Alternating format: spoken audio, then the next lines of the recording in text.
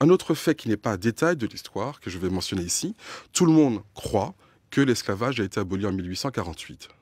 Eh bien, je le dis ici, c'est faux. L'esclavage a été aboli en 1946 par la loi Houphouët-Boigny, car on a remplacé l'esclavage par le travail forcé.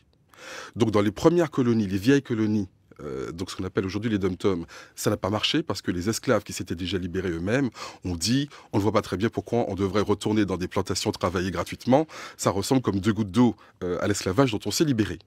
En revanche, dans les nouvelles colonies d'Afrique et d'Indochine, le rapport de force militaire était favorable et ce travail forcé a été mis en place.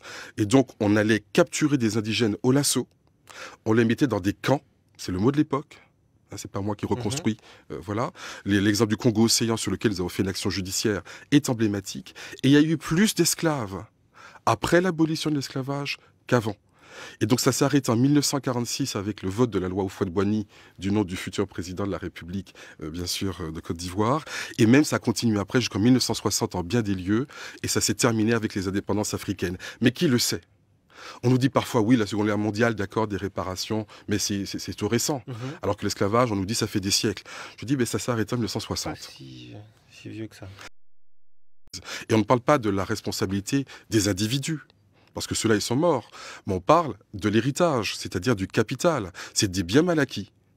Et donc, si vous êtes après la Seconde Guerre mondiale et que vous avez hérité de tableaux parce que votre père était nazi, c'est pas vous qui êtes nazi. Mais si vous dites aux descendants de la Shoah, je garde le tableau et je t'emmerde, là, effectivement, vous devenez en quelque façon complice de votre père. Parce que vous êtes solidaire de son vol.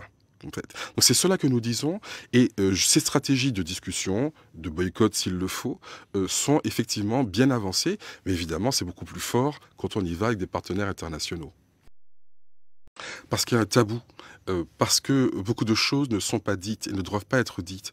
Vous savez, tout le monde connaît Waterloo en France. Mais qui connaît Vertières? Vertières, qui est la bataille au cours de laquelle les armées de Napoléon ont été défaites. La première grande défaite et la plus grande défaite de Napoléon, c'est pas Waterloo, c'est Vertières. Mais Napoléon a écrit à l'époque à ses ambassadeurs en leur disant « Je vous demande de ne pas parler de Vertières, il ne faut pas qu'on sache que j'ai été battu par des nègres. » Et ça a marché. C'est-à-dire qu'il y a des gens qui construisent la mémoire, mais il y a des gens qui construisent l'oubli.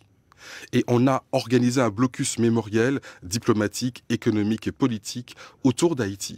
Ça marche parfois. Donc c'est pas simplement qu'on a oublié parce que c'est vieux. Jeanne d'Arc, c'est encore plus vieux, tout le monde s'en souvient.